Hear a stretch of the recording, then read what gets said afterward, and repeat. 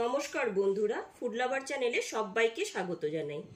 শীতকালে আমরা নলেন গুড় বা খেজুর গুড় দিয়ে বিভিন্ন রকম পিঠেপুলি তৈরি করে থাকি। তাই আজ আপনাদের তৈরি করে দেখাবো সঠিক পরিমাপ সহ গুড়ের ক্ষীরের পাটিসাপটা, যা আপনারা একবার দেখলেই বানিয়ে ফেলতে পারবেন। তাহলে চলুন ঝটপট গুড় দিয়ে পাটিসাপটা রেসিপিটি দেখে নিই। গুড় দিয়ে পাটিসাপটা করার জন্য যে সমস্ত ইনগ্রিডিয়েন্টস নিয়ে নিয়েছি সেটা বলে দিচ্ছি। 1 কাপ পরিমাণ আতপ চালের গুঁড়ি নিয়েছি, হাফ কাপ পরিমাণ ময়দা নিয়েছি, ওই কাপেরই মাপে 1/4 কাপ সুজি নিয়েছি। তার মানে হচ্ছে যে পরিমাণ ময়দা নিয়েছি তার হাফ সুজি নিয়েছি। ওই কাপেরই মাপে হাফ কাপ পরিমাণ নলেন গুড় নিয়েছি, তবে স্বাদ অনুযায়ী মিষ্টিটা দেবেন। আর এখানে নিয়ে নিয়েছি রুম টেম্পারেচারে রাখা জাল করে নেওয়া 1 কাপ দুধ। দুধটা লাগলে পরে আমি অ্যাড করব। এবার একে একে সমস্ত ইনগ্রিডিয়েন্ট দিয়ে দিচ্ছি। 1 কাপ আতপ চালের গুঁড়ি দিয়ে দিলাম, সামান্য একটু লবণ দিয়ে দিচ্ছি, হাফ কাপ ময়দা দিয়ে দিচ্ছি, 1/4 কাপ সুজি দিয়ে দিলাম, হাফ কাপ পরিমাণ নলেন গুড় দিয়ে দিচ্ছি, আর দিয়ে দিচ্ছি 1 কাপ দুধ। সমস্ত ইনগ্রিডিয়েন্টস দেওয়ার পর ব্যাটারটাকে রেডি করে নিতে হবে।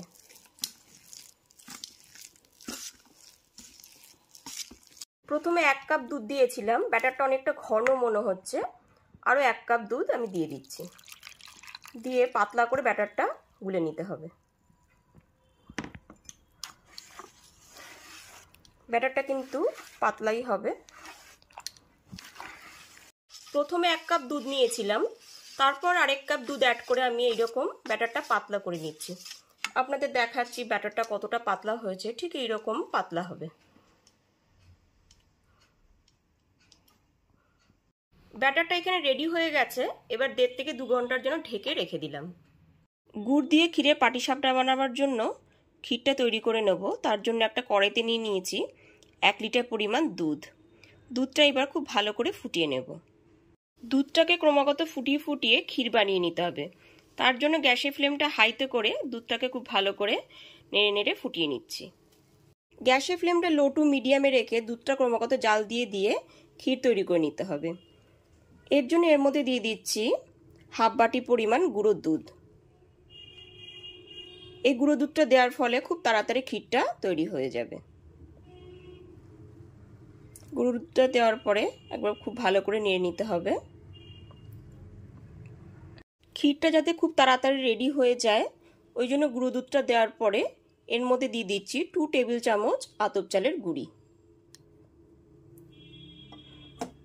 আতপ চালের গুঁড়িটা দেওয়ার পরও খুব ভালো করে নেড়ে নিতে হবে। গ্যাসের ফ্লেমটা লো টু মিডিয়ামে রেখে দুধটা ক্রমাগত জাল দিতে দুধটা অনেকটাই ঘন হয়ে এসেছে। কড়াইয়ের চারদিকে যে সরটা পড়েছে সেটাও আমি খুব ভালো করে মিশিয়ে দিচ্ছি। এইবার আমি দিয়ে দিচ্ছি হাফ বাটি পরিমাণ পাটালি গুড়।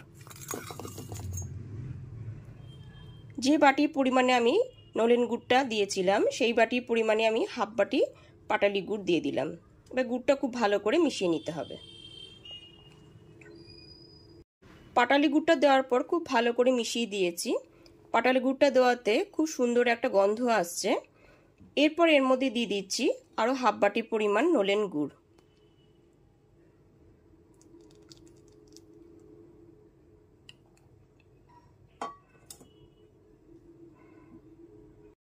ক্ষীরের স্বাদটা যাতে দ্বিগুণ হয়ে যায় ওই জন্য আমি নলেন গুড়ের ব্যবহার করলাম।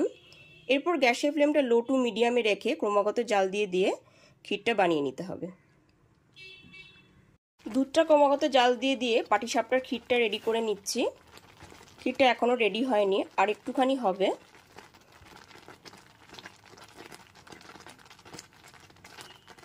এইবার ক্ষীরটা রেডি হয়ে গেছে।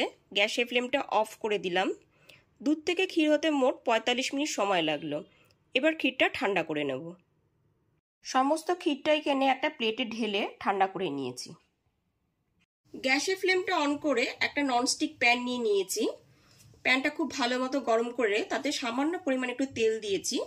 এবার একটা বেগুনের এইরকম ডাটি নিয়ে তেলটাকে খুব ভালো করে ছড়িয়ে দিচ্ছি। গ্যাসের ফ্লেমটা একদম লোতে রেখে 1 হাতা করে ব্যাটার দিয়ে দিচ্ছি। এরকম একটা গোল হাতার সাহায্যে ব্যাটারটা দিয়ে দিলাম।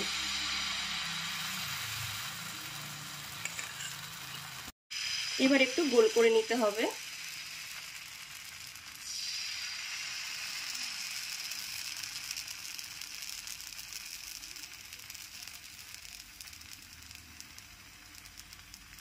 এবার 1 থেকে 1.5 মিনিট পাটিসাপটার ব্যাটারটা একটু হতে দিতে হবে। 1 থেকে 1.5 মিনিট পরে এবার খিরসাটা দিয়ে দিচ্ছি। যতটা পরিমাণ খিরসা আপনারা দেবেন।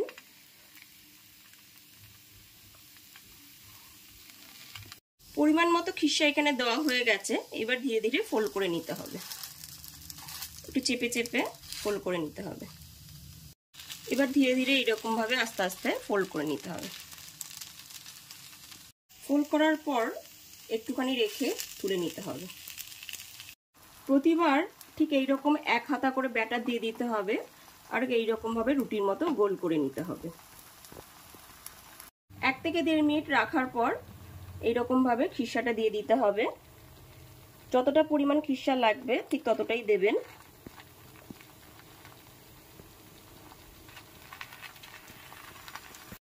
খিরসাটা দেওয়ার পর ধীরে ধীরে এরকম ফোল্ড করে নিতে হবে।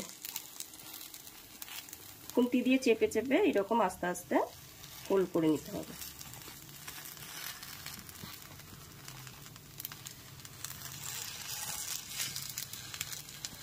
প্রতিটা পাটিসাপটাই ঠিক এইরকম ভাবে তৈরি করে নেব। প্রত্যেকটা ক্ষীরের পাটিসাপটা পিঠেই ননস্টিক প্যান দিয়ে খুব ভালো করে উঠেছে, একটাও কিন্তু প্যানে আটকে যায়নি, আর পিঠেগুলো দেখতেও খুব সুন্দর হয়েছে। অবশ্যই রেসিপিটা বাড়িতে ট্রাই করবেন, আর কমেন্ট করে জানাবেন যে রেসিপিটি আপনাদের কাছে কেমন লাগলো। ভালো লাগলে অবশ্যই একটি লাইক করবেন, আর আমার চ্যানেলটা এখনও যারা সাবস্ক্রাইব করেননি তাহলে প্লিজ সাবস্ক্রাইব করুন আর বেল আইকনটা প্রেস করে দিন, তাহলে সমস্ত ভিডিও নোটিফিকেশান সবার আগে আপনার কাছেই পৌঁছে যাবে। আজ তাহলে এই পর্যন্তই, আবার হাজির হয়ে যাব নতুন কোনো রেসিপি নিয়ে। সবাই খুব ভালো থাকবেন, সুস্থ থাকবেন, ধন্যবাদ।